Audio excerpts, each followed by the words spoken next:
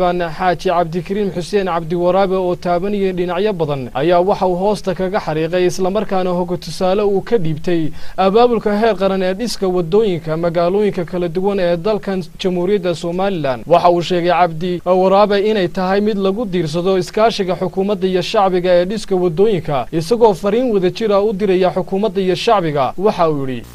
xukuumadda imka joogtaa afartii kala dambeeyeen ninba halkiisiiba ka qaado afartuba waxbay qabteen maxaa yeelay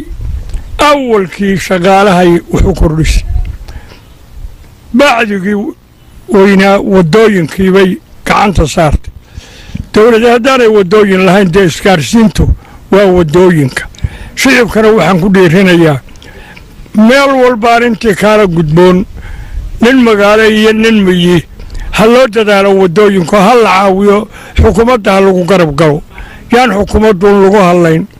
dawladnimadu dee waa inaga waa shicibka haloo dadaalo wadooyinka sidoo kale waxa uu soo qaaday diiwaangelinta hordhaca u ah doorashooyinka soo socda diiwaangelintu waa shicibkay u dantay muranka yaraynaysa diiwaangelin la'aan doorasho dhici mayso ninba siduu doonaaba ugu ridaya waa xumaanaysa waxaan heerkii diiwaangelintaynu gaadhnay diiwaangelinta ninkii ka hadlaa waa qaldan yahay laga maqli maayo diiwaangelinta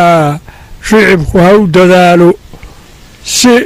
sharaf leh gobonnimaynu doonaynaa gobonnimadu si ay si wanaagsan inoogu dhacdo oo dabeecadeenni aan laba murmin oo laba wada hadlin oo indhaha la iska sawirayaa waa lagu soo tabcay tacabkaa la soo tabcay